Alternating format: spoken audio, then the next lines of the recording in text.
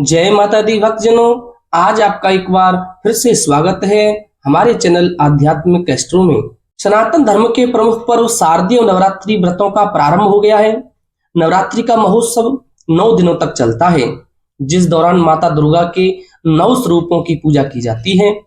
नवरात्रि में पूजा पाठ करने के साथ साथ व्रत रखने का भी बहुत बड़ा महत्व बताया गया है, जिससे कि माता भगवती की पूर्ण रूप से भक्ति और आराधना की जाती है। नवरात्रि में आने वाली अष्टमी तिथि और नवमी तिथि के दिन कंजका पूजन यानी कन्या पूजन किया जाता है। जहां कुछ लोग अष्टमी तिथि के दिन माता दुर्गा की पूजा करने के बाद कन्या पूजन करते हैं, तो कुछ भक्तजन नवमी तिथि की पूजा के बाद कन्या पूजन करते हैं। देश के कई राज्यों में कन्या पूजन को कुमारिका पूजन या कंजक या कन्या पूजन के नाम से भी जाना जाता है। अब चलिए जानते हैं कि इस साल कन्या पूजन किस दिन करना शुभ रहेगा। कन्या पूजन के लिए घर में पूरी, छोले, चना और हलवा बनाया जाता है। 2 से 8 साल की या 7 से 11 साल की कन्याओं को एक लड़के के साथ में घर बुलाया जाता है। सभी कन्याओं की पूजा की जाती है, आदर पूर्वक भोजन कराया जाता है। अंत में हर एक कन्या को धन व उपहार देकर के विदा किया जाता है। धार्मिक मान्यता के अनुसार कन्याओं को माता दुर्गा का स्वरूप माना जाता है। इसी वजह से नवरात्रि के अंतिम दिन में कन्या पूजन करके माता दुर्गा को प्रसन्न करने का प्रयास भी किया जाता है। इसके बाद माता का विशेष आशीर्वाद प्राप्त होता है, जिससे घर परिवार में सुख, शांति और समृद्धि बनी रहती है।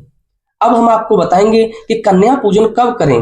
वैदिक हिंदू पंचांग के अनुसार इस बार शारदीय नवरात्रि की अष्टमी तिथि 10 अक्टूबर 2024 को दोपहर के समय 12:31 से शुरू हो रही है, जो कि 11 अक्टूबर 2024 को दोपहर के समय 12:06 पर समाप्त होगी।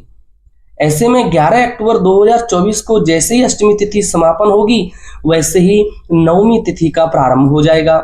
नवमी तिथि का समापन 12 अक्टूबर 2024 को सुबह 10:57 पर होगा।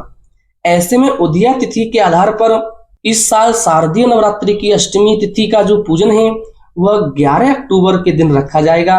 जो भक्तजन अष्टमी तिथि का पूजन करते हैं वह 11 अक्टूबर को माता का भोग लगा करके पूजन करें, उसके बाद फिर कन्या पूजन करें। जो साधक जन, जो भक्तजन नवमी तिथि को माता का पूजन करते हैं वह नवमी तिथि 12 अक्टूबर के दिन मनाई जाएगी।